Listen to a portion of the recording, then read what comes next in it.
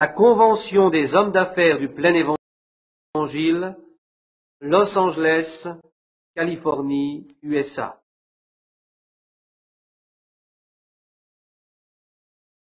Voici beaucoup de personnes malades et je ne peux pas les prendre toutes immédiatement. Je suis très heureux de me trouver de nouveau ce soir dans ce magnifique auditorium et parmi ce merveilleux rassemblement d'amis. Il y a quelques instants, alors que nous pénétrions ici, il y avait beaucoup de personnes dans la rue adjacente qui disaient ne pouvoir y rentrer faute de place. Le sous-sol était également plein. Croyez que nous sommes désolés de ne pas avoir suffisamment de place pour tous. Mais nous sommes heureux d'être ici et de voir tout ce charmant groupe de ministres, tous ces hommes d'affaires, toutes vos délégations venues des différentes régions de ce pays. Et ce matin, au petit déjeuner, j'ai eu le grand privilège de m'entretenir avec tous ces amis distingués. Ce fut un honneur pour moi. J'ai parlé sur le sujet suivant: la balle n'héritera pas avec le grain. Je n'ai pas pu terminer cet entretien, et les frères n'en sont pas responsables. Il ne nous a pas été possible de disposer plus longtemps de la salle, et je le regrette. Cher frère Demos, j'ai apprécié tout votre effort et merci à tous de votre gentillesse. Plus tard, je terminerai cet entretien sur « La balle n'héritera pas avec le grain de blé ». De toute manière, certains auront saisi ce qui devait être compris. Je sais maintenant, il y a aussi une pancarte. Madame se réfère à la question et à la réponse concernant le baptême du Saint-Esprit, inscrite sur un panneau qui parut sur les écrans de télévision au nom des hommes d'affaires du plein évangile quand ce message fut donné. Note de l'éditeur. Je ne veux pas vous garder ici trop longtemps afin que vous ne manquiez pas cela. Je pense que ce panneau que nous avons vu l'autre soir était le fait des pentecôtistes, et cela m'a fait du bien de le voir. Et je crois que le Seigneur bénira ce soir, afin que quiconque voit cela puisse croire. C'est là ma sincère prière. De nombreux messages nous sont parvenus aujourd'hui, soit par lettre ou par téléphone, concernant les guérisons manifestées dans cette réunion. J'en ai été particulièrement réjoui, car c'est là le genre de mon ministère. Je n'ai rien d'un prédicateur, ne possédant que ma grammaire du Kentucky, avec tous ces noms spéciaux à cette contrée. Vraiment, je n'ai rien d'un prédicateur moderne. Je ne peux pas prendre cette place, car je n'ai pas d'instruction. Mais j'aime faire connaître à d'autres ce que je sais dans ces prédications, ce que je ressens à ce sujet, comment je l'ai appris et comment Jésus est à moi. Il est toute ma vie, tout ce que j'avais jamais espéré d'être, et au-delà de ce que jamais j'avais espéré, oh, il est tout cela. Je le loue que de ce qu'actuellement je suis entouré de tant d'amis, alors que dans mon enfance, je n'avais pas un seul ami sur cette terre. Et maintenant, engagé dans son service, commençons à lire la parole de Dieu. J'aime toujours lire la Bible, car elle est la parole de Dieu. Je crois qu'elle est la parole infaillible de Dieu. Et j'ai noté quelques versets dont je voudrais vous entretenir, pendant 45 minutes environ. Ensuite, nous sortirons en temps utile pour revoir ce soir encore le merveilleux panneau, et je suis certain que Dieu continuera à vous bénir dans cette réunion. Je sais ce que vous avez à faire, et cette nuit, il me faudra conduire jusqu'à Tucson. Vous rendez-vous compte? Cela fait un trajet de 10 heures. Devant me rendre outre-mer, je dois aller au siège du gouvernement pour être vacciné contre la fièvre jaune, le tétanos, le typhus. Et je suis reconnaissant de pouvoir vous rencontrer durant cette réunion précédant la convention. Je suis certain que mon cœur se réjouira. Vous formez un groupe sympathique d'amis et je suis sûr que Dieu vous bénira. Ce grand monstre qui s'est manifesté là-bas il y a quelques jours au-dessus de l'Alaska lance de nouveau sa queue en descendant aux environs de Washington, et il peut prendre ce chemin plus facilement. Si le Saint-Esprit me parle définitivement à ce sujet, certains m'ont demandé à ce sujet, cela va-t-il se passer ici, frère Branham? Pour le moment, je ne le sais pas, je n'en sais rien, et jusqu'à ce que je le sache, c'est la vérité. Je veux toujours être honnête avec vous. Je ne dois pas présumer avoir certaines idées personnelles, mais quand je vous le dirai, cela arrivera. Le Saint-Esprit doit d'abord me dire en premier, et alors je vous le dirai. Je vous dirai ce que je sais.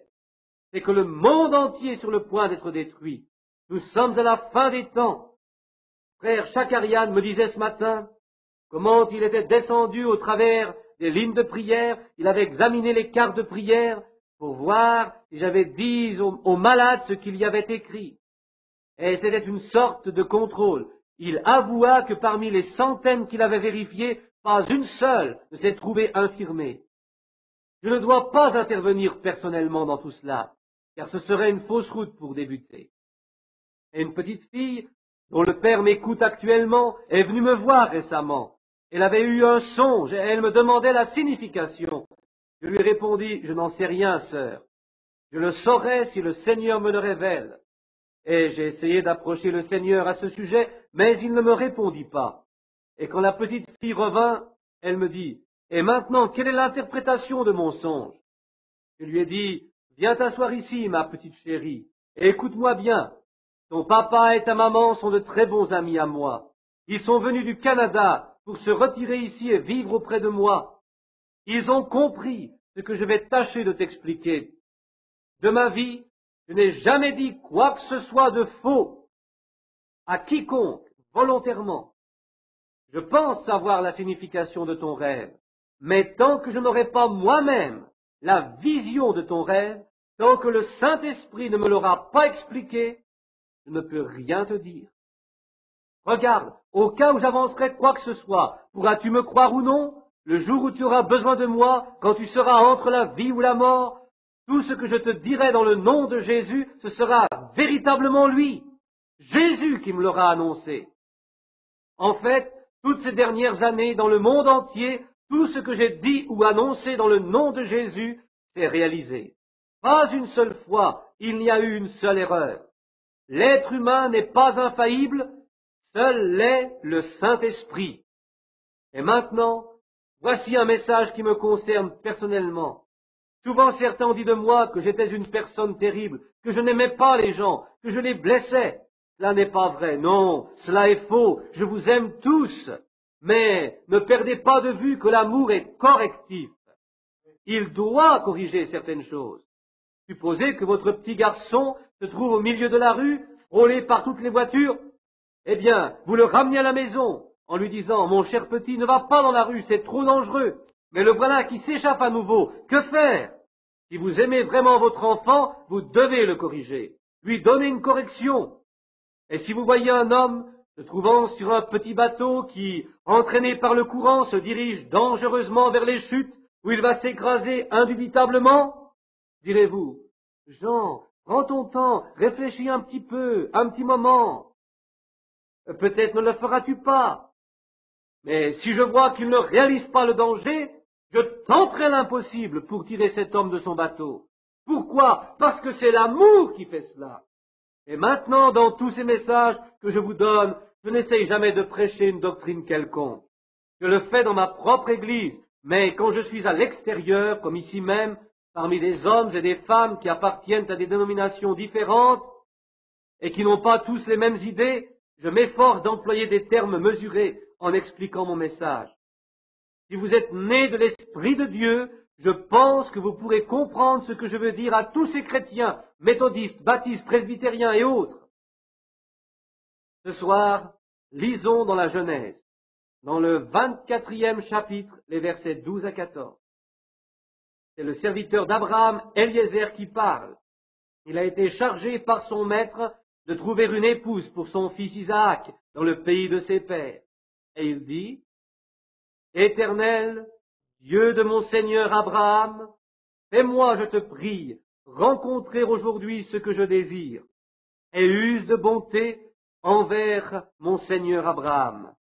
Voici, je me tiens près de ce puits d'eau, et les filles des gens de la ville vont sortir pour puiser de l'eau.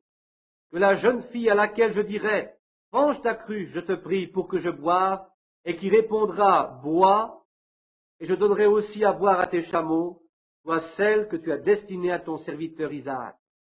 Et par là, je connaîtrai que tu uses de bonté envers mon Seigneur. Maintenant, lisons, après la Genèse, qui est le premier livre de la Bible, lisons maintenant dans l'Apocalypse, le dernier livre de la Bible, le 9e verset du chapitre 21. Puis un des 7 anges qui tenait les 7 coupes remplies des 7 derniers fléaux vint, et il m'adressa la parole en disant, « Viens, je te montrerai l'épouse, la femme de l'agneau. » Nous avons vu auparavant, dans le 24e chapitre de la Genèse, comment la belle Rebecca se présenta à Eliezer. Elle était la réalisation parfaite de la prière qu'il avait présentée à l'Éternel. Et ce soir, le thème de ma prédication sera le suivant, le choix d'une épouse. Et maintenant, laissez-moi vous préciser que les messages que vous allez entendre ne sont pas seulement destinés aux membres de cette convention des hommes d'affaires du plein évangile réunis dans cette salle, mais à tous ceux qui entendront cette bande dans le monde entier, y compris dans les jungles d'Afrique et les Indes. La bande originale est traduite dans une multitude de langues pour être diffusée tout autour de la terre. Mais revenons maintenant à ce sujet. Le choix d'une épouse. Dans beaucoup d'occasions de notre vie, nous devons faire un choix. Le genre de vie que nous menons procède également d'un choix. Nous avons la liberté de choisir notre propre route, d'agir dans notre vie comme bon nous semble. L'instruction est un choix. Nous déciderons si nous voulons être instruits ou non. Le bien et le mal résultent d'un choix. Tout homme, toute femme, tout garçon, toute fille ont le choix entre une vie droite ou non. C'est un choix. Le choix est très important. Votre destination éternelle dépend de votre choix. Peut-être ce soir même, certains d'entre vous, à la fin de cette réunion, choisiront-ils le genre d'éternité qui sera le leur. Et si à plusieurs occasions vous vous détournez de Dieu, il viendra un jour où vous vous en détournerez pour la dernière fois. Il existe une ligne de démarcation entre la grâce et le jugement. Et il est très dangereux pour un homme ou une femme, pour un garçon ou une fille, de traverser cette ligne, car il n'y a plus de retour possible. Et quand vous traversez cette ligne de mort, aussi ce soir est le temps favorable pour beaucoup d'entre vous de choisir le lieu où ils passeront l'éternité sans fin. Il existe également un autre choix à faire dans notre vie. C'est celui concernant notre compagnon ou compagne de vie. Le jeune homme ou la jeune fille qui s'engage dans la vie a le droit de faire un choix. Le jeune homme choisit et la jeune fille a le droit de l'accepter ou de le rejeter. Il y a toujours un choix à faire des deux côtés. Comme chrétien, vous avez également un choix à effectuer. Ici en Amérique, vous avez la possibilité de choisir l'église à laquelle vous désirez appartenir. Si vous désirez plus tard passer de l'église méthodiste à celle d'une autre dénomination, baptiste, catholique, protestant ou tout autre, vous êtes parfaitement libre de votre choix. C'est là votre entière liberté, car notre démocratie le permet. La liberté de religion est ici totale. C'est très important. Que Dieu nous aide à la conserver aussi longtemps que possible. Quant au choix de votre église, il est primordial. Vous pouvez choisir une église dont le ou les credos correspondent à votre choix. Mais n'oubliez pas que l'église vous guidera vers votre destination finale. Vous devez opérer votre choix entre la parole de Dieu et celle des hommes. Vous êtes responsable du choix qui vous incombe. En ce moment, nous allons expérimenter cette heure de crise profonde qui fut celle que vécut Élie sur le mont Carmel, quand le feu du ciel descendit sur son autel. Ce soir, nous allons devoir faire le choix semblable à l'expérience du mont Carmel. Je crois réellement que ce choix va se manifester dans le monde entier très bientôt. Vous aurez à faire votre choix, vous tous, membres de vos églises dénominationnelles. Croyez-moi, l'heure est venue pour vous de faire un choix. Vous allez faire partie du Conseil mondial des églises, à moins de sortir de vos dénominations respectives. À vous de choisir. N'attendez pas la dernière minute pour en sortir. C'est très dangereux pour vous. Il existe le temps de l'avertissement, mais si vous franchissez cette ligne d'avertissement, alors vous êtes immédiatement marqué, catalogué de l'autre côté. Rappelez-vous ce qu'il se passait l'année jubilaire en Israël.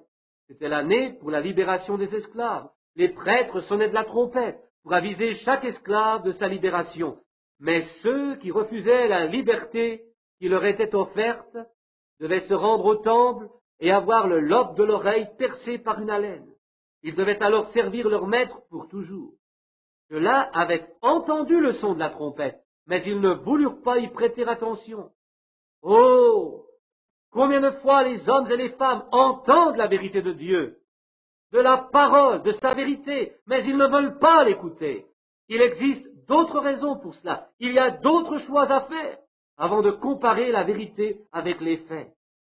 Leurs oreilles peuvent être fermées à l'Évangile. Ils ne l'entendront plus jamais de nouveau. Croyez-moi. Quand Dieu parle à votre cœur, répondez-lui aussitôt sans tarder. Dans 1 Roi 18, 21, Élie s'approcha de tout le peuple et il dit, « Jusque à quand clocherez-vous des deux côtés?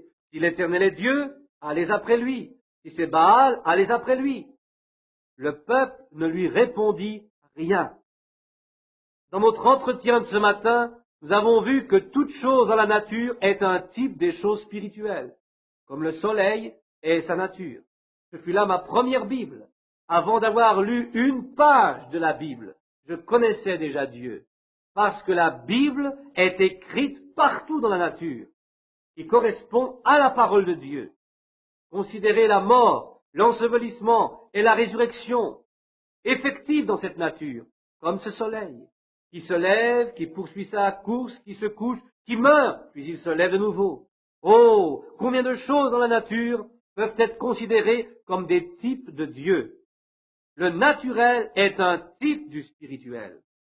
Le choix d'une épouse dans le naturel est un type du choix de l'épouse dans le spirituel. C'est un acte très sérieux. Le choix d'un époux ou d'une épouse. Car les engagements que nous avons pris devant Dieu nous lient jusqu'à la mort de l'un ou de l'autre. La mort seulement nous libère de ces vœux que nous avons choisis avec soin.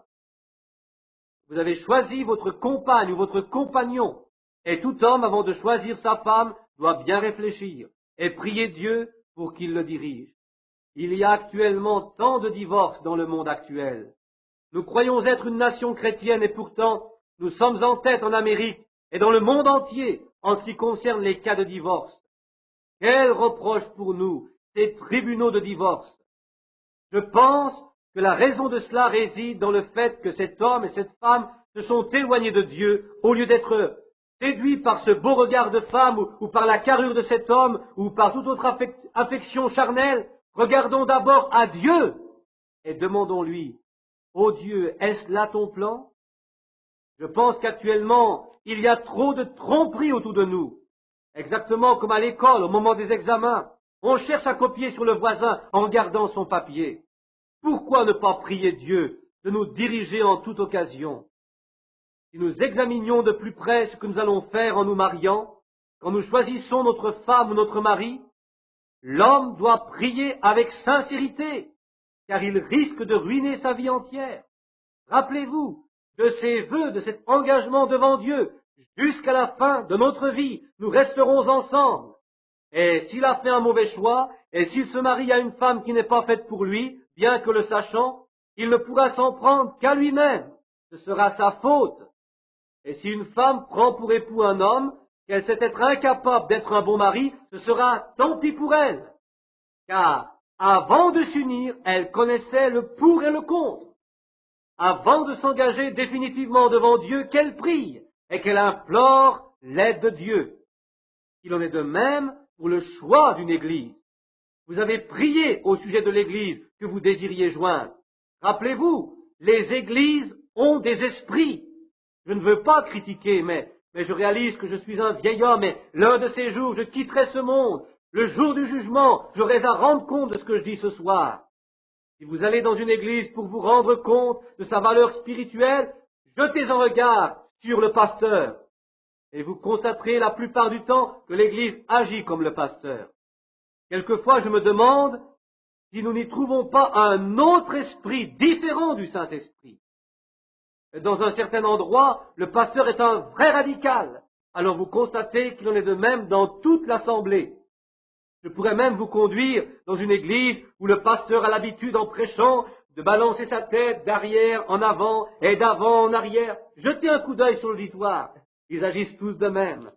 Ailleurs, le pasteur s'emballe pour un rien et son église fera de même, voyez-vous. Si j'avais à choisir une église, je la choisirais authentique, véritable, fondamentaliste, une église du plein évangile, une église biblique. Je la choisirais aussi pour y conduire ma famille. L'autre jour, le fils et le gendre de mon ami, frère Chakarian, me demanda de prier pour Fred Barker, un chanteur et un dandy qui, au retour d'un voyage, devait être terrassé par une hémorragie cérébrale. Ce garçon était paralysé et mourant. On me demandait de le joindre au plus vite. Je pensais, si j'essaye de le rejoindre maintenant, il y a de fortes chances que j'arrive trop tard. Il est peut-être mort en ce moment même. Ainsi, j'appelai aussitôt sa compagne, en lui demandant d'appliquer l'écouteur sur l'oreille de Fred. Et ce garçon ne pouvait pas avaler, alors que je priais pour lui. Tout d'un coup, il rejeta de son gosier ce qui l'obstruait. Il était sauvé. Les docteurs ne voulaient pas le croire. Et l'autre jour, ce garçon était assis dans cette salle. Oui, le choix d'une église est si important. Ce matin, j'ai reçu un appel téléphonique de Jeffersonville. Un membre de mon église venait de mourir.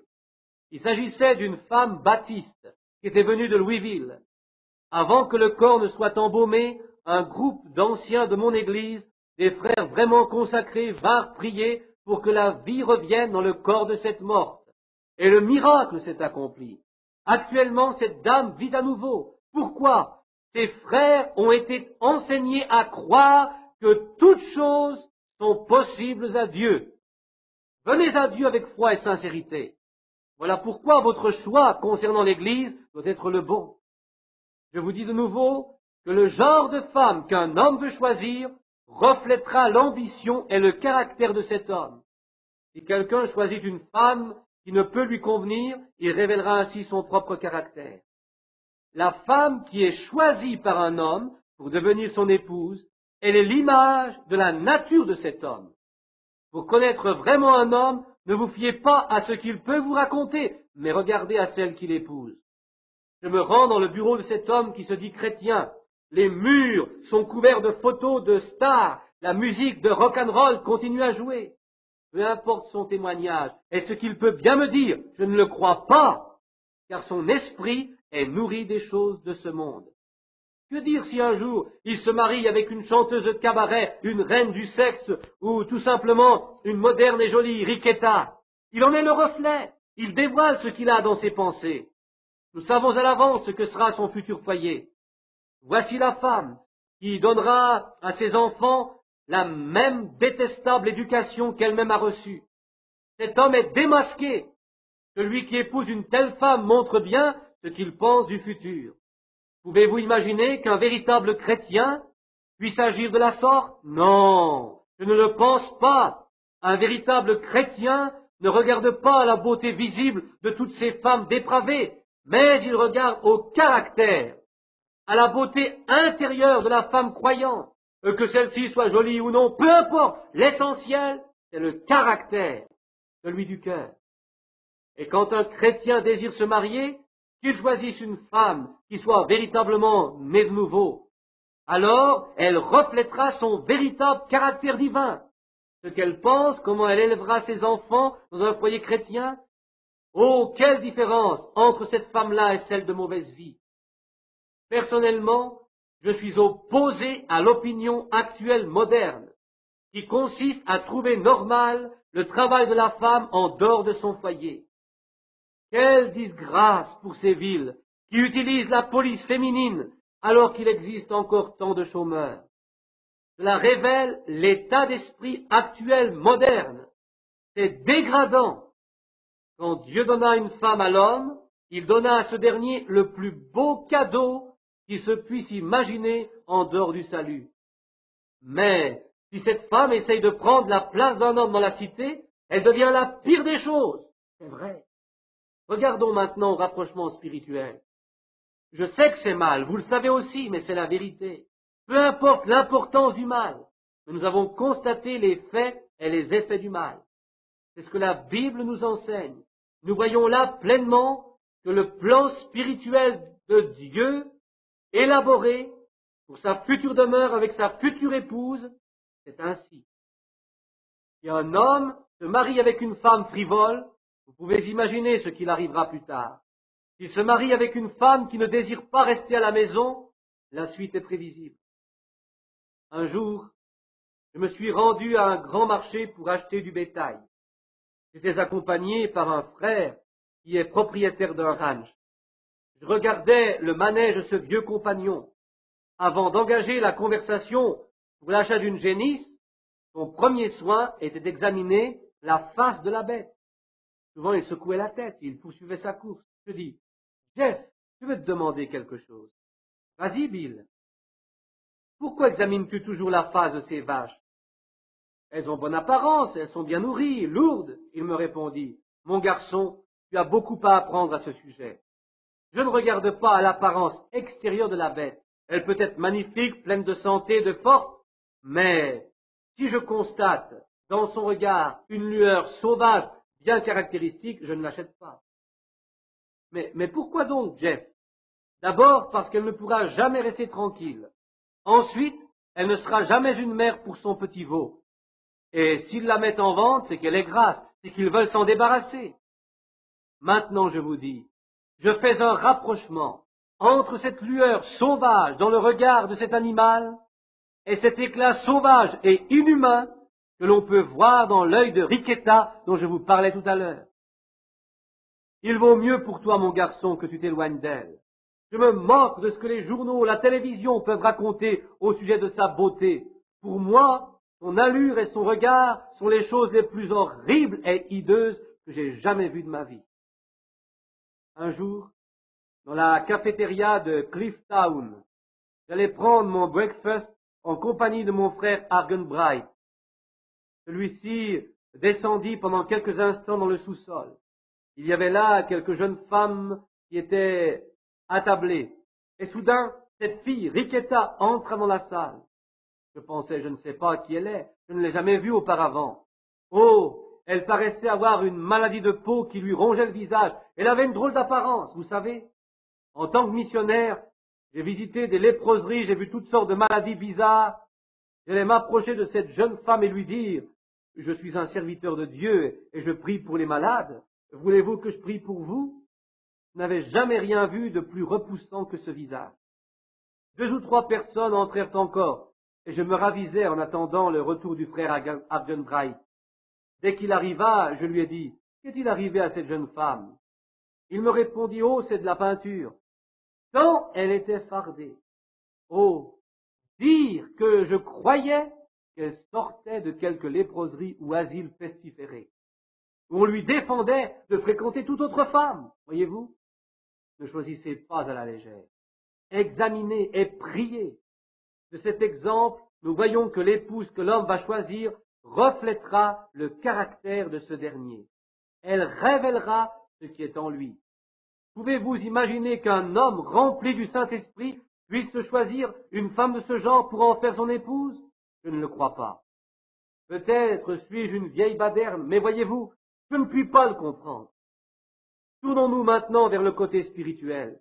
Quand vous voyez une église qui est du monde, agissant comme le monde agit, dépendant du monde, comptant sur le monde, alors, pouvez-vous vous imaginer que Jésus-Christ va choisir une épouse de ce genre?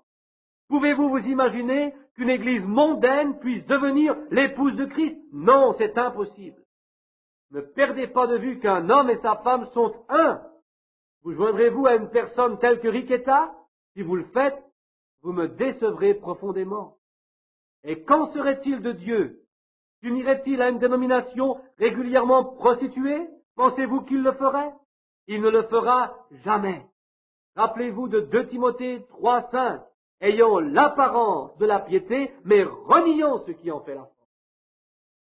Son épouse doit avoir en elle son caractère à lui. La véritable Église, réellement née de nouveau, doit avoir en elle le caractère qui était en Christ.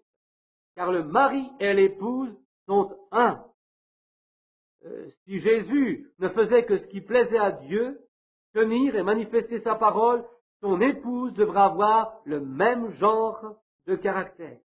En aucun cas elle ne peut être une dénomination, car peu importe son violent désir de dire non, elle ne pourra pas, étant contrôlée par un bureau directorial et dictatorial qui lui dira ce qu'elle doit faire et ce qu'elle ne doit pas faire. Et bien souvent, ce qui lui sera imposé sera éloigné de millions de miles de la vraie parole de Dieu. Il est triste de constater que nous nous sommes toujours éloignés du véritable conducteur que Dieu nous avait donné pour diriger l'Église.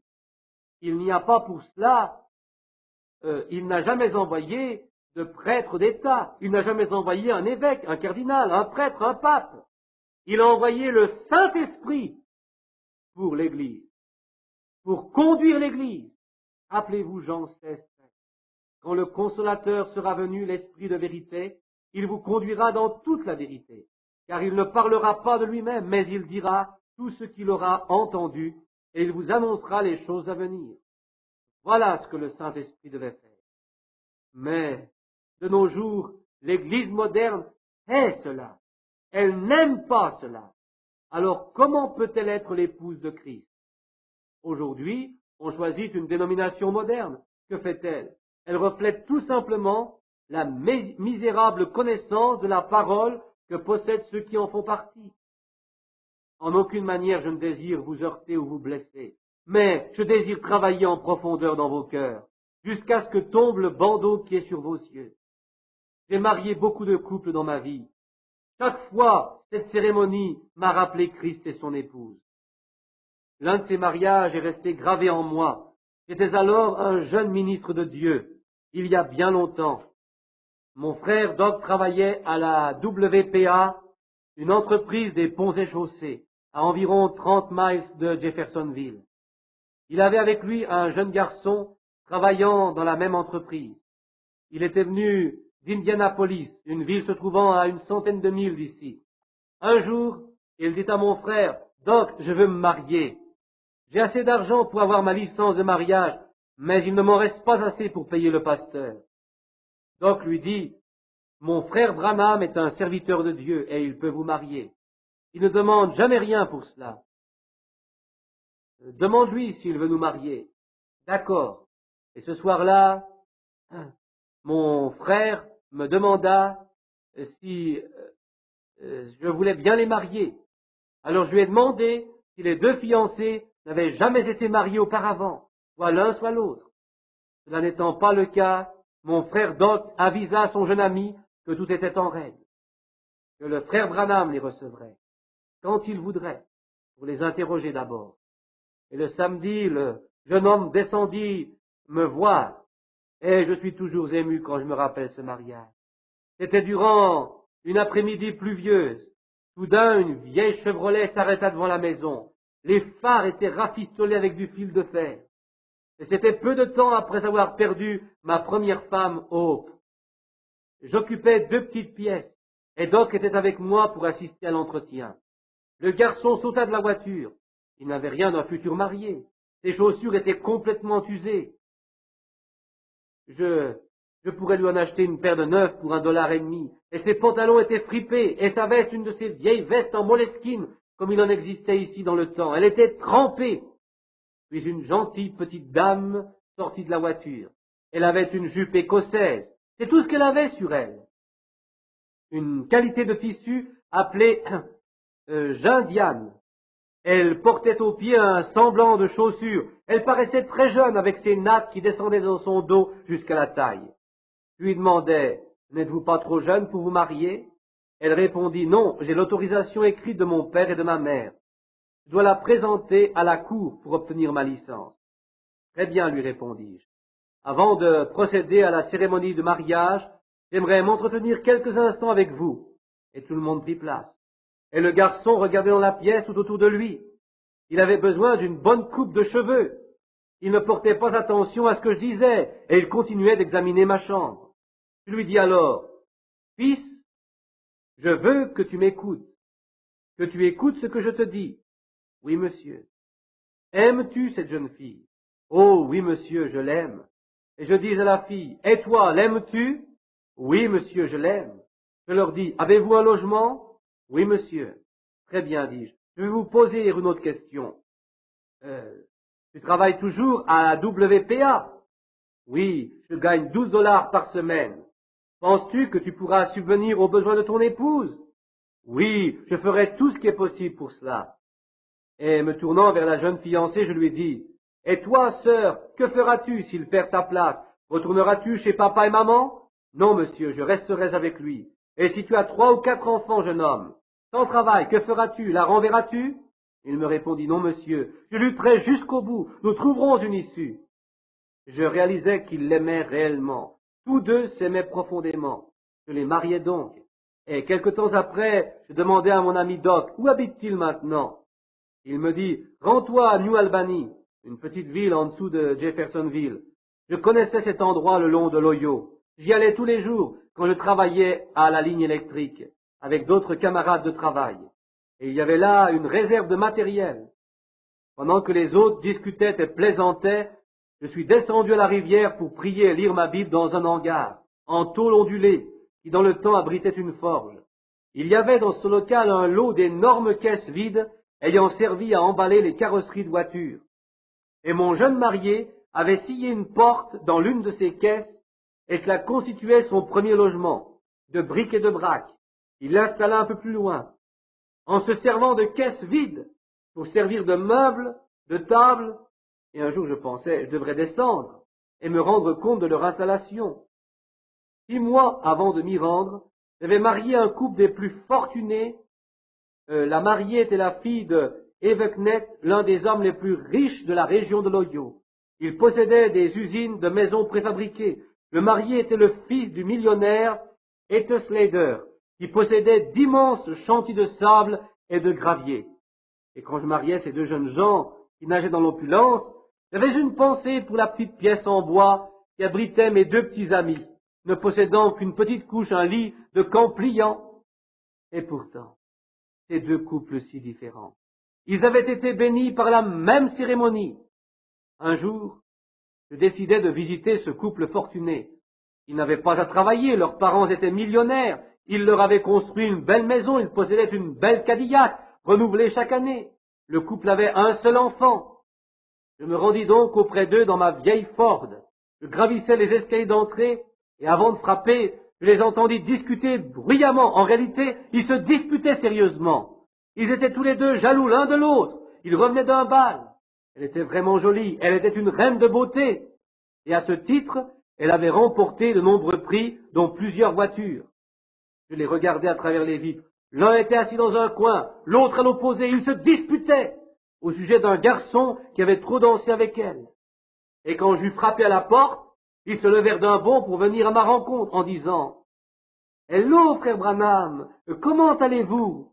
« Très bien, répondis-je.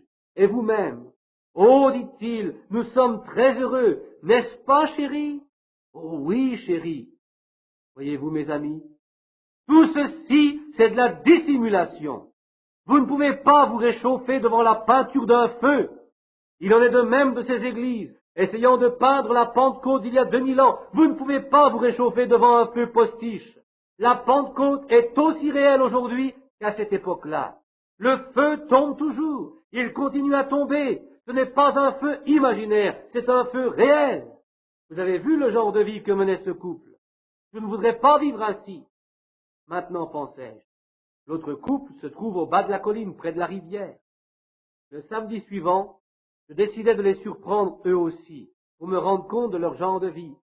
J'ai pris mes outils de travail, je revêtis ma salopette, je me dirigeais vers leur maison, comme si j'avais à détecter les isolateurs de la ligne téléphonique qui auraient pu être endommagés par la foudre.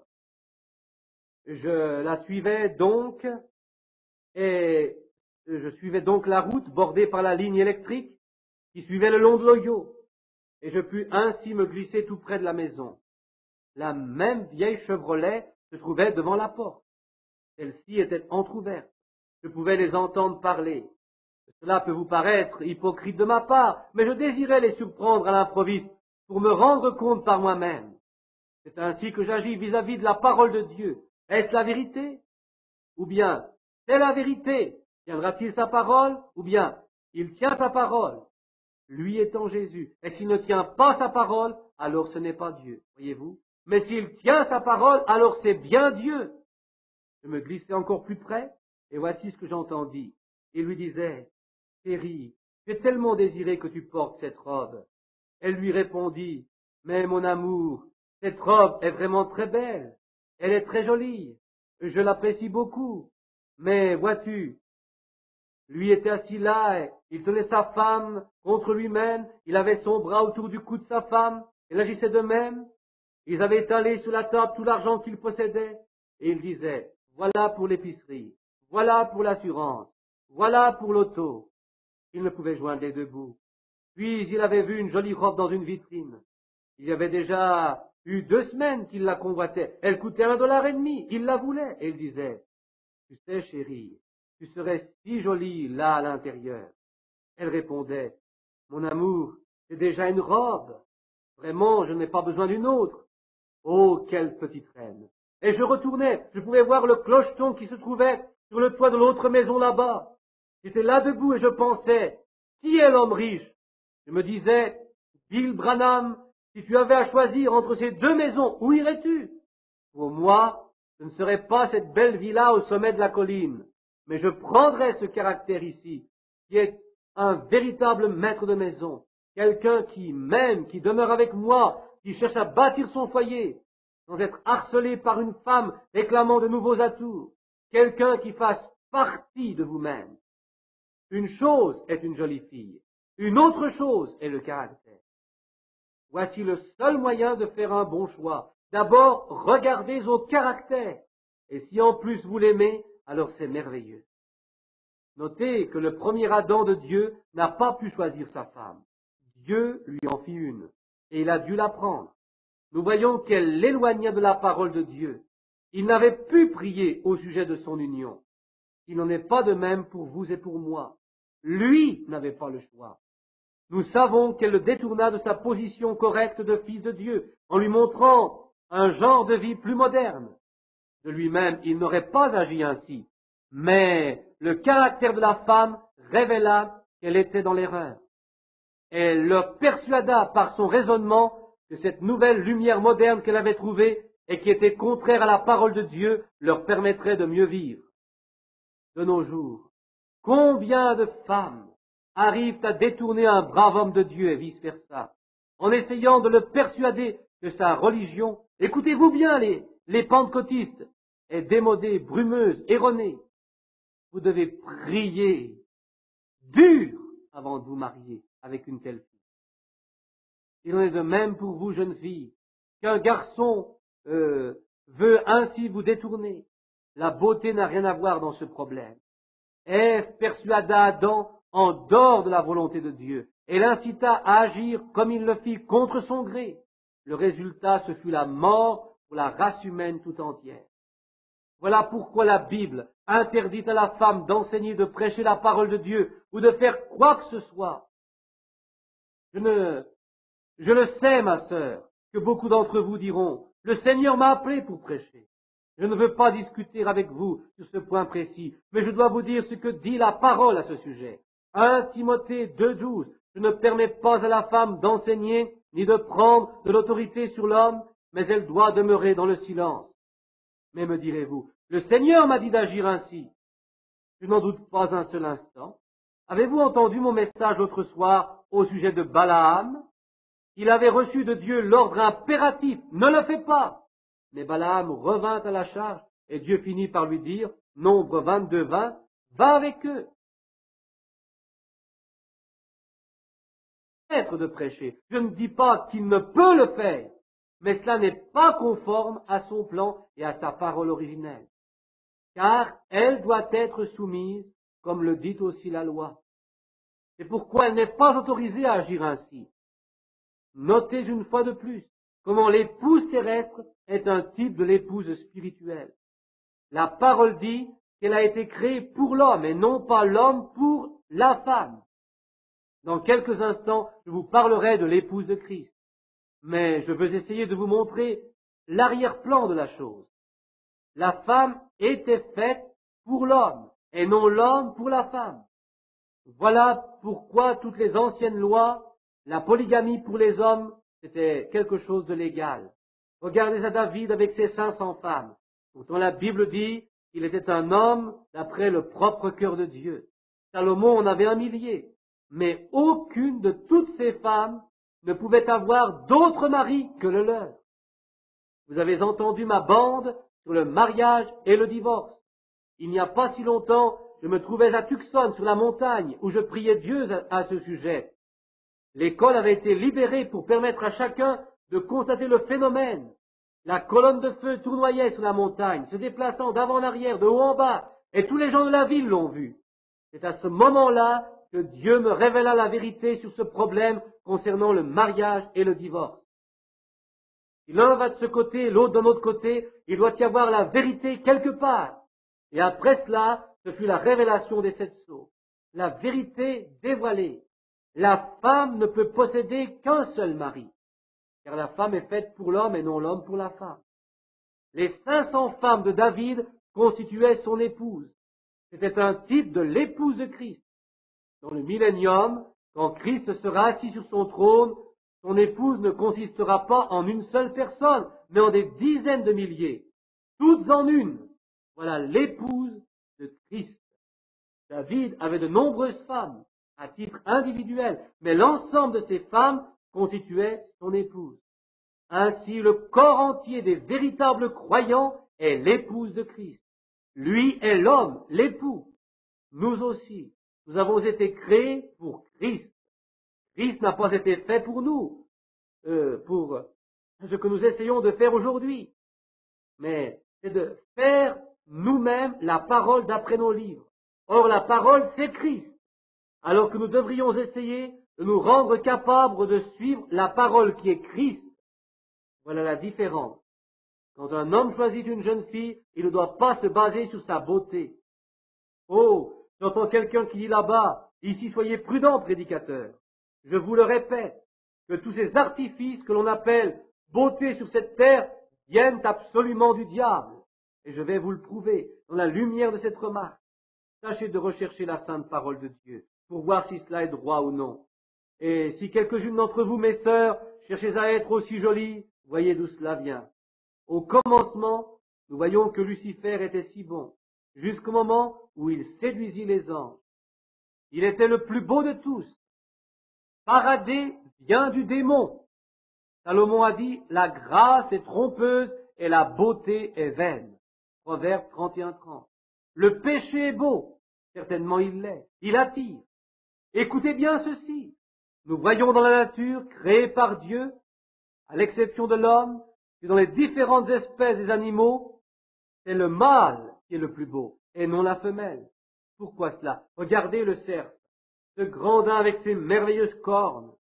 Dans la basse-cour, comparez le plumage multicolore du coq, son allure majestueuse au milieu de toutes ces poules anonymes.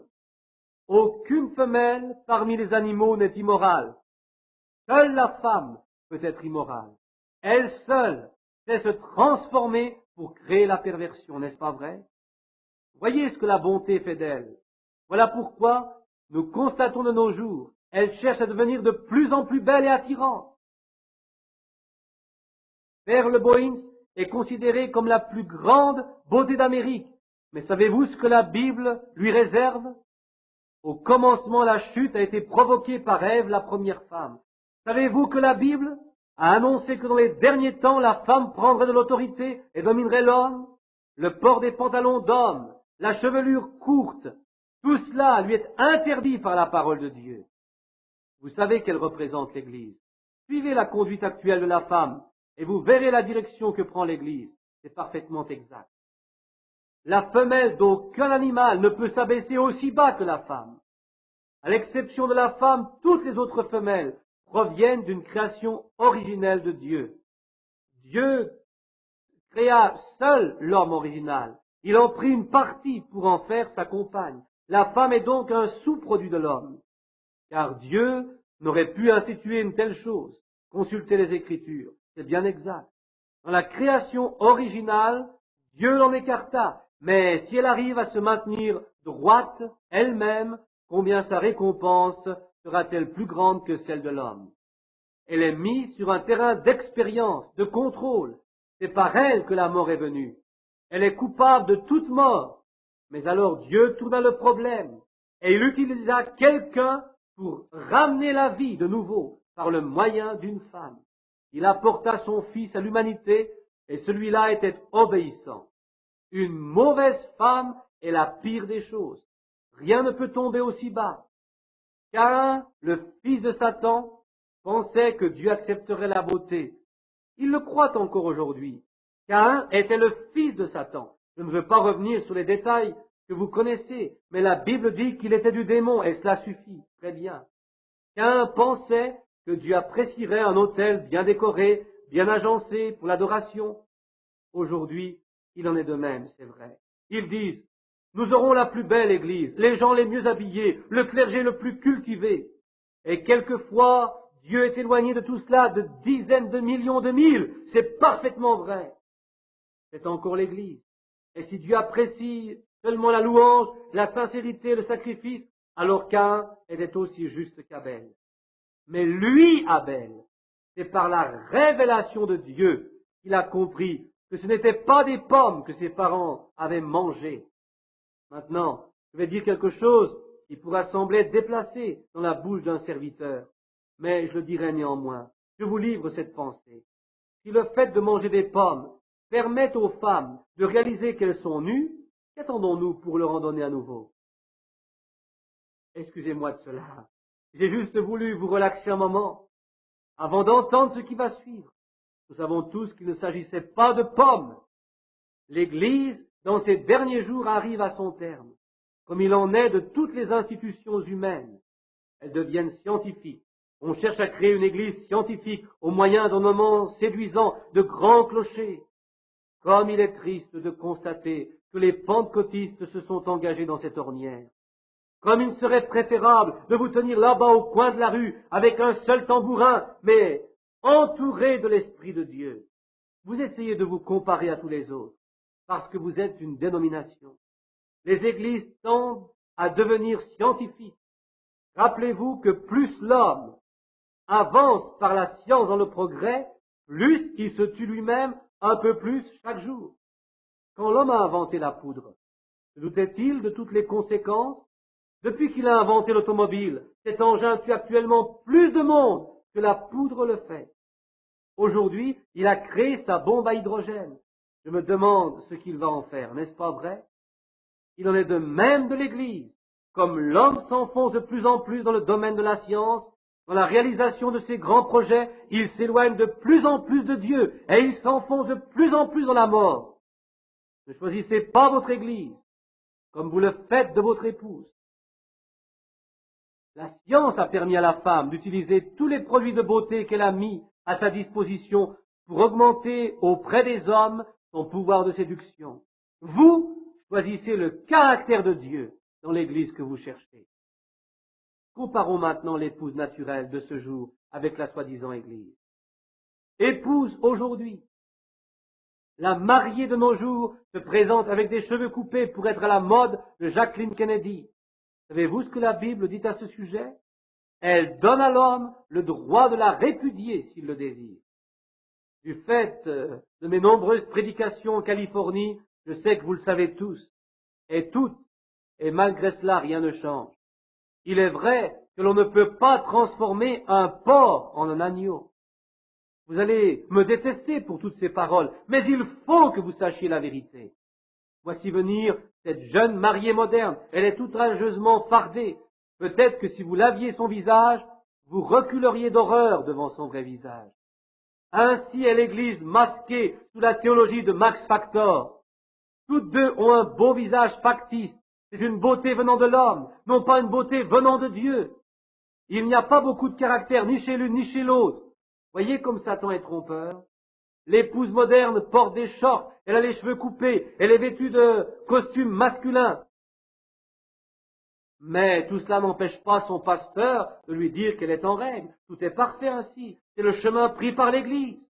Il existe des pasteurs gradués sortant des séminaires, ayant toutes sortes de titres, mais qui, concernant Dieu, n'en savent pas plus à son sujet qu'un Hottentot concernant une nuit égyptienne. C'est vrai.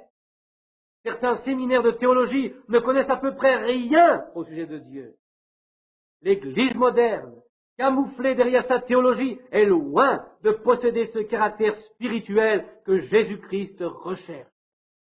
Son caractère spirituel disparaît sous la beauté des dénominations et dans les convoitises des choses du monde. Cette Église est vendue à Satan. Le caractère qu'elle avait reçu de la parole de Dieu, cela, elle l'a perdu, elle l'a remplacé par une religion scientifique humaine. La véritable Église de Dieu doit s'en tenir uniquement à la parole de Dieu. Alors le Saint-Esprit sera à l'œuvre, soudant littéralement le corps à la parole et à l'amour de Dieu.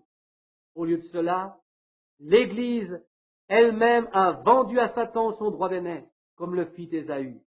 Elle veut être une dénomination qui lui permette ainsi d'agir comme elle le veut. Elle veut être populaire, comme le fut son aïeul au Conseil de Nicée en 325. Quelle tristesse de voir les pentecôtistes suivre le même chemin. C'est terrible, mais c'est la vérité. Prenons l'exemple d'une religieuse dans l'Église catholique. Cette femme, pour devenir nonne et prendre l'ultime voile, doit se rendre totalement à cette Église. Son âme, son corps, son esprit deviennent la propriété personnelle de cette Église. Elle ne s'appartient plus. Pour revêtir ce dernier voile, elle doit faire abandon de sa pensée, de sa propre volonté. Elle épouse la véritable Église de Christ, est aussi vendue à Christ et à la parole de sa promesse, jusqu'à ce que l'Esprit même qui est en Christ habite en vous. Vous voyez la différence? Nous constatons aujourd'hui que l'Église moderne, l'Église du monde moderne et l'Église spirituelle de Christ vont chacune d'elles enfanter des fils. L'un d'eux, de naissance dénominationnelle, 20. Et l'un de ces jours, il y aura la naissance qui sera donnée à l'Antichrist à travers une dénomination, à travers le Conseil mondial des Églises, c'est exact. Et il se peut que je ne le vois pas de mon vivant, mais vous tous, jeunes membres de l'Église, vous vous rappellerez que c'est un serviteur de Dieu qui vous a annoncé qu'à ce moment-là, ce sera la marque de la bête, et tout sera liquidé. Quand le Conseil mondial des Églises sera constitué, il donnera naissance à son fils, l'Antichrist.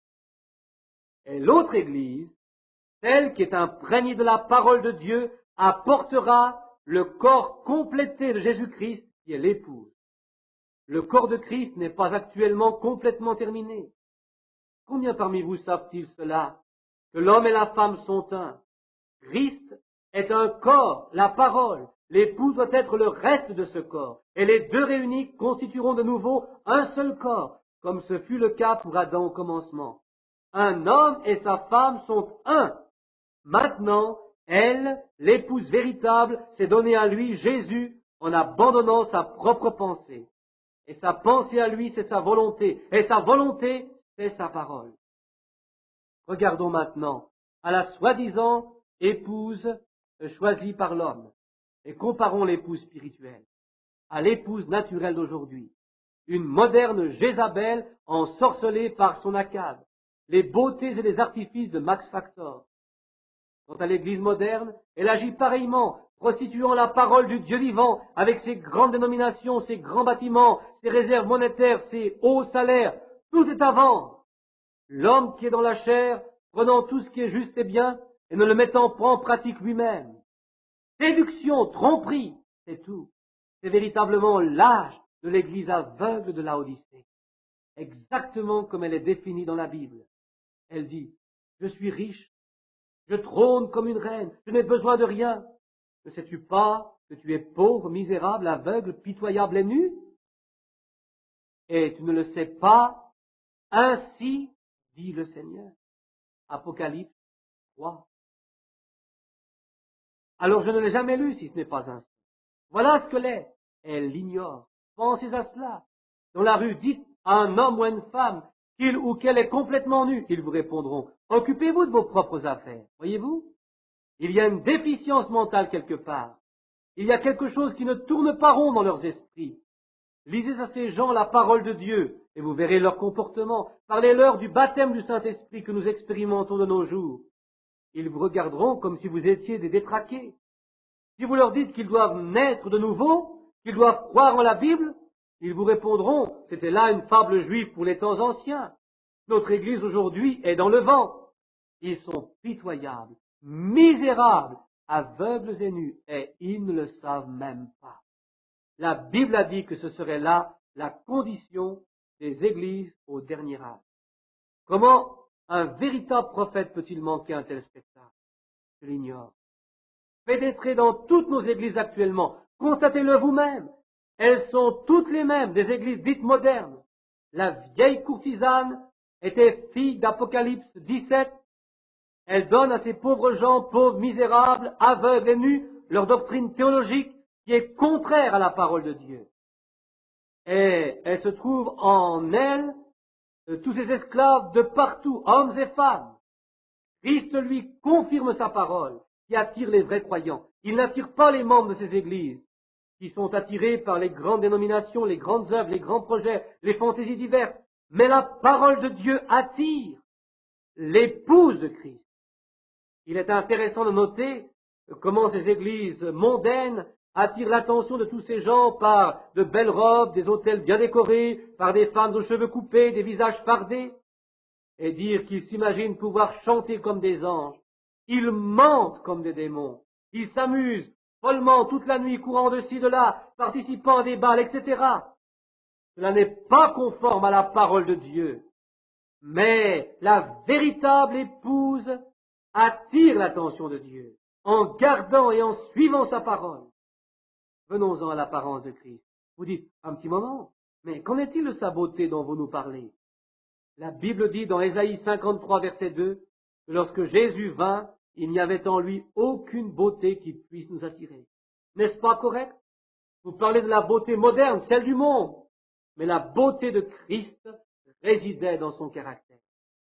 Si Christ était venu dans ce monde avec cette beauté mondaine qui vient de Satan, tout le monde l'aurait reçu à bras ouverts. On l'aurait cru, on l'aurait accepté, comme on le fait actuellement de Satan. Mais Jésus avait la beauté divine, celle du caractère.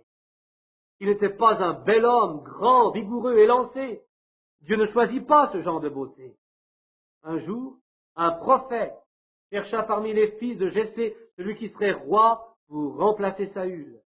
Et le père lui présenta un bel homme, grand, charmant, et dit, la couronne ira très bien sur sa tête. Le prophète allait loindre d'huile, mais il s'arrêta disant, Dieu l'a refusé. Tous les autres fils furent également refusés, sauf le dernier, le plus humble, le plus insignifiant, que Dieu choisit. Nous choisissons par la vue, mais Dieu, lui, choisit par le caractère. Il n'a jamais existé un caractère semblable à celui de Jésus-Christ. Ce caractère vit en lui et le manifeste. Nous voyons que c'est vrai. Ce n'est pas sa beauté naturelle qui attire l'épouse, mais son caractère. Le caractère de l'Église que Jésus recherche, non pas de grands bâtiments, ni de grandes dénominations, ni des membres éminents. Jésus a promis d'être présent là où 2 ou 3 sont rassemblés en son nom. Le vrai croyant met son espoir dans la parole de Dieu, toujours confirmée et dans la vérité. Jésus n'aime pas les groupes mondains, attachés aux choses du monde. Pas étonnant qu'ils soient divorcés de lui, car ils ont manqué sa révélation et ils ne la possèdent pas. Jésus ne regardait pas à leurs richesses, à leurs actes, il regarde au caractère. Il aime celui qui a son caractère. Il choisit une épouse qui puisse refléter son propre caractère. Il délaissera toutes ces églises modernes qui ont manqué son programme d'1 million de mille, car elles le rejettent comme n'étant pas la vérité. Lui, il attend le moment où cette épouse sera formée à son image, qui est définie dans Hébreux 13, 8, Jésus-Christ le même, hier, aujourd'hui et pour toujours. quand elle sera parvenue à ce stade-là, ils seront tous deux une même chair, un même esprit. Les deux seront un. Le caractère de l'épouse doit être modelé sur celui de Jésus. Je vais vous donner la raison de ce message, et j'en aurai terminé. L'autre nuit, vers 3 heures du matin, je me suis réveillé. Et maintenant, je m'adresse à vous tous pour répondre à ceci. Vous ai-je jamais dit quelque chose au nom du Seigneur qui ne se soit pas réalisé? Non. Tout s'est vérifié chaque fois. Aussi, aidez-moi. Dieu sait que c'est vrai. Il n'y a personne dans ce monde, parmi des milliers de messages qui ont été prononcés, qui puisse nier que tout s'est réalisé exactement comme indiqué. Tout s'est déroulé comme prévu. Quand j'étais à Phoenix, il y a environ 1 an, je vous disais dans mon message, « Messieurs, quelle heure est-il que je rencontrerai ces anges sur la montagne? Ce serait la révélation des 7 sceaux. » Le magazine Life publia la photo de cette grande flamme qui s'éleva dans les airs. Elle avait 50 kilomètres de hauteur, 45 kilomètres de largeur. Et personne n'a jamais pu expliquer ce phénomène. Pas plus aujourd'hui du reste qu'autrefois. Un homme était là avec moi, témoin de ce prodige, et il est parmi nous ce soir. Le Seigneur me parla des événements qui allaient se passer. Et tout effectivement se passa ainsi. Les 7 sceaux furent ouverts. Il me révéla les mystères qui avaient été tenus cachés jusqu'à ce jour. Apocalypse 17, ainsi que les 7 âges de l'Église. Je me tenais sur le sommet de la montagne avec plusieurs frères. Le Saint-Esprit me dit, ramasse ce rocher. Nous étions à la chasse. Il me dit, lance-le en l'air en disant, ainsi dit le Seigneur. Je le fis. Un petit tourbillon de vent se produisit et la voix prononça ces paroles. D'ici à 24 heures, tu verras la main de Dieu. Et le lendemain, à 10 heures du matin, le Saint-Esprit me dit, cache-toi sous cette voiture, car quelque chose va se produire. Le ciel était bleu et clair, et droit devant moi, dans un grand canyon, est descendu un tourbillon de feu, aussi puissant que brillant, qui frappa la paroi comme ça, et je me trouvais juste en dessous. Je n'eus que le temps d'enlever mon chapeau et de tenir ma tête entre mes mains. À 3 ou 4 pieds au-dessus de moi, il creusa une excavation, comme cela la verticule dans le mur. Puis le tourbillon remonta en l'air, il retomba à 3 reprises, étêtant les cimes des arbres sur plus de 200 yards. Et j'entendais mes compagnons disant Amen. Ils étaient là quand ceci se produisit. Il y eut 3 souffles distincts. Quand ils sortirent de leurs abris, sous la voiture, ils dirent, nous avions été frappés directement, il ne resterait de nous actuellement sur le sol qu'une petite tache de gris. Je leur dis, ce n'était pas, c'était lui, le Seigneur Jésus. Il parle au travers d'un tourbillon de vent, voyez-vous. Il s'agissait de la même colonne de feu que vous pouvez voir sur cette photographie qui est accrochée au mur ici même. Et quand elle s'en alla là-haut, il me dit, qu'est-ce que c'est? Je répondis, le jugement est en train de s'abattre sur la côte ouest du pays. Et 2 jours après, l'Alaska fut le théâtre d'un puissant tremblement de terre. Tout semblait s'écrouler. Ce fut le premier des 3 souffles. Dieu se sert de symbole pour annoncer les événements. Si un homme lance dans la mer une fiole remplie de sel en disant « Ainsi parle le Seigneur », c'est là une image, un symbole. En voici un autre. Ce fut quand Jésus versa de l'eau dans des jarres et que du vin en sortit. Eh bien, en l'espace de 24 heures, la montagne où nous nous trouvions, mes amis et moi, fut tellement secouée que son sommet fut tout raviné tout autour. Le révérend Blair, qui est ici en face de moi et qui me regarde, était avec moi là-haut. Il ramassa même certains cailloux qu'il descendit avec lui. Et voici également dans cette salle Terry Softman, mon fils Billy Paul et bien d'autres, qui eux aussi ont été là-haut et témoins de cet événement. Ce n'est pas de la fiction, c'est la vérité. Ceci ne s'est pas passé dans les temps reculés de la Bible, mais ces jours-ci. C'est le même Dieu qui m'a toujours montré ces choses-là. Et elles se sont toujours réalisées exactement à la lettre. Pas une seule fois il y eut une erreur. Voilà pourquoi je me repose sur lui. Il y a quelques semaines, j'ai eu la vision suivante. Je me trouvais sur une hauteur où je découvrais l'image de l'épouse. Je regardais face à l'ouest et venant de ce côté. Il y avait un groupe charmant de femmes très bien habillées, avec de grandes manches, des jupes descendant au-dessous du genou. Leurs cheveux longs descendaient jusqu'à la taille. Elle marchait au son d'un cantique entraînant, tel que celui-ci. En avant, soldats du Christ, marchons au combat, ayons la croix de Jésus devant nous. Et alors qu'elle passait devant moi, l'Esprit de Dieu me dit, voilà l'épouse. Je regardais, mon cœur était tout joyeux. Elles tournèrent de ce côté, elles marchèrent derrière, et mon cœur était tout joyeux. Et au bout d'un certain temps, la voix me dit, je veux maintenant te montrer l'image de l'Église moderne. En tête marchait l'Église d'Asie. Je n'ai jamais vu de spectacle plus répugnant. Venaient ensuite toutes les autres églises des différentes nations. C'était horrible. Je vous dis tout cela car j'ai le devoir de vous dire la vérité devant Dieu. Puis l'Esprit me dit, voilà maintenant l'Église d'Amérique en préfiguration. C'était une bande de démons. Ces femmes étaient nues avec seulement une sorte de tablier de couleur gris éléphant. Elles le portaient sur le devant seulement. Leur poitrine était découverte. Elles se trémoussaient à la manière de la jeunesse d'aujourd'hui, se tortillant au son de la musique moderne actuelle. Et quand je vis avancer Miss USA, je fus sur le point de m'évanouir. Tout ceci est ainsi, dit le Seigneur. Si vous croyez que je suis son serviteur, alors vous devez me croire maintenant. Et quand je vis approcher cette Miss, c'était la plus dégoûtante de toutes. Je n'ai jamais rien vu de si repoussant. Et je pensais, ô Dieu! Ainsi, voici le résultat que mes frères et moi, prédicateurs de ta parole, nous avons obtenu en essayant de te préparer une épouse. Voici donc la Miss chrétienté de l'Amérique dansant le twist avec frénésie, dans une unité presque totale, et au son de cette musique vulgaire. Elle est le symbole des spectacles démoniaques qui remplissent d'aise toute la jeunesse frelatée du pays. Voilà comment elle apparaît devant ta face. Ô Dieu, viens à mon aide! Et toutes ces femmes déambulaient devant moi, criant, riant, gesticulant. Alors que je me trouvais avec l'être surnaturel qui me parlait, je pensais en voyant ce tourbillon de femmes déchaînées, voilà donc le résultat de tous nos efforts, de tous mes efforts. Voici Dieu le fruit de tous nos cris, de nos supplications, de nos prédications, des grands signes et des miracles que tu leur as montrés. Quel bien en ont-elles retiré? Voilà ce que j'ai à te présenter pour épouse. Elles défilaient devant moi. Imaginez le spectacle quand elles me tournaient le dos. Elles étaient complètement nues, lançant leurs jambes de tous côtés, se tortillant, dansant le chini, le twist. Oh, quel spectacle vulgaire! Vous me direz alors, qu'est-ce que cela signifie-t-il, frère Branham?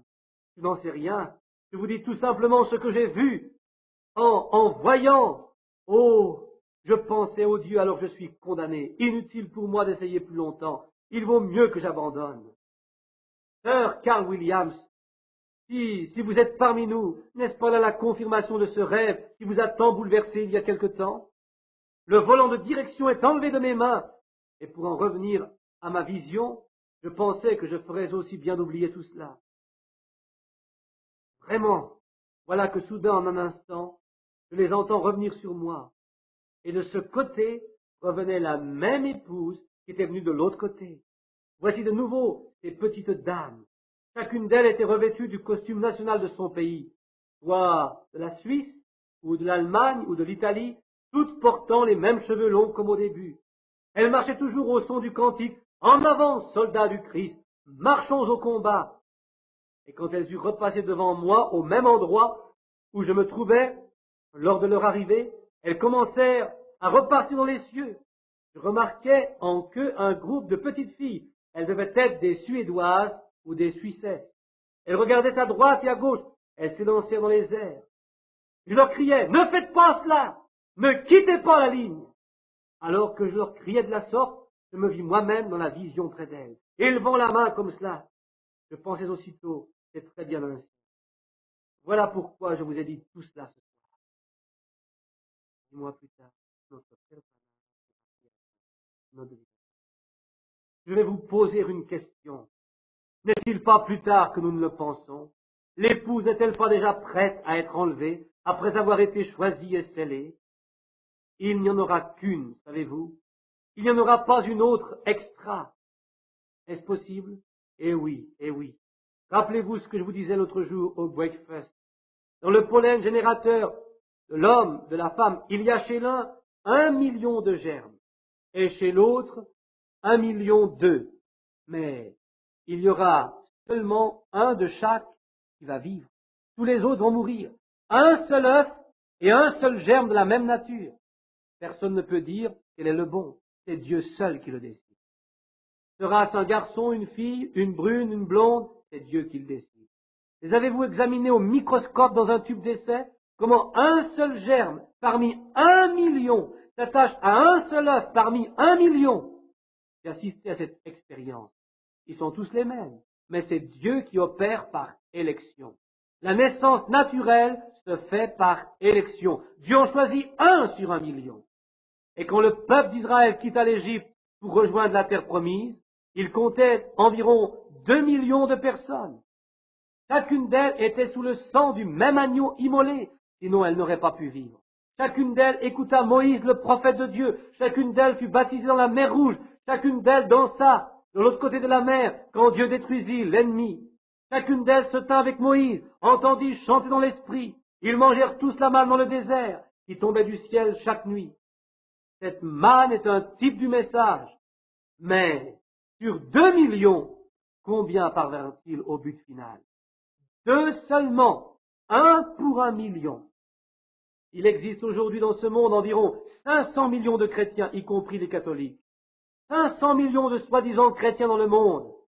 Si l'enlèvement se produisait ce soir, cela signifierait qu'il y avait un élu pour 1 million.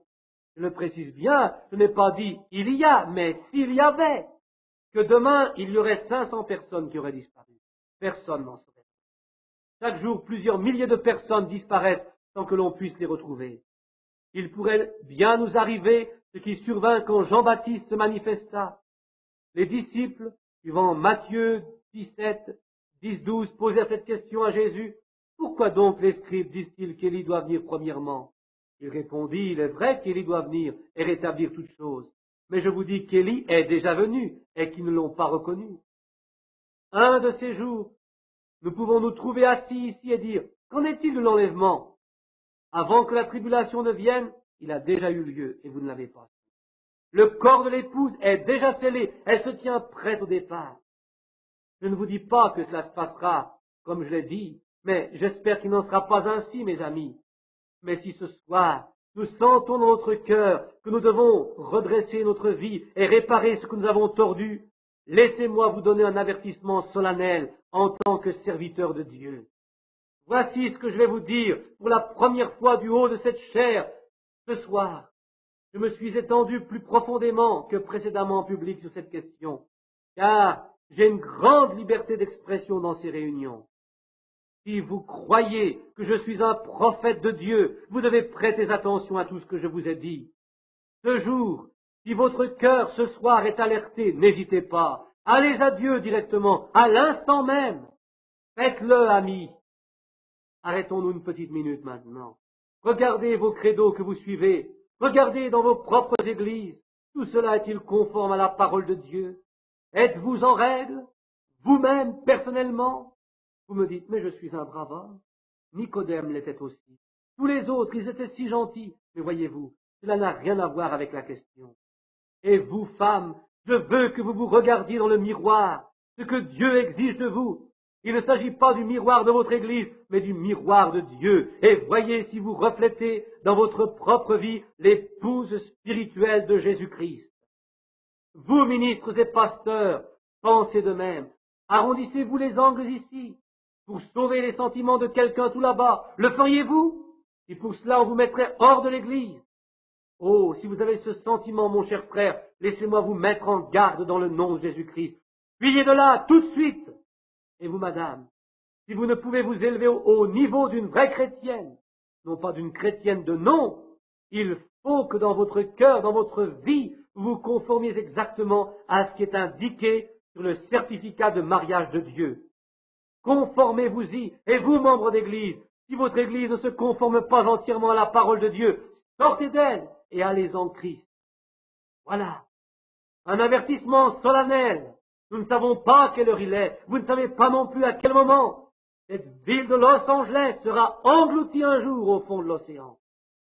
Jésus a dit dans ce verset, « Et toi, Capernaum, Tu t'es élevé jusqu'au ciel, eh bien tu seras baissé jusqu'au séjour des morts. Car si les miracles qui ont été faits au milieu de toi avaient été faits dans Sodome, elles subsisteraient encore aujourd'hui. Sodome et Gomorrhe gisent au fond de la mer morte, et Capernaum est au fond de la mer de Galilée.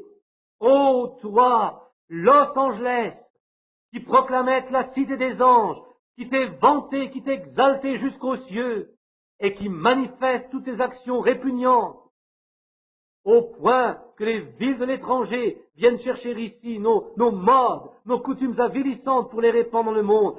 Toi qui possèdes les plus belles églises, les plus beaux clochers, rappelle-toi qu'un jour tu seras englouti au fond de cet océan.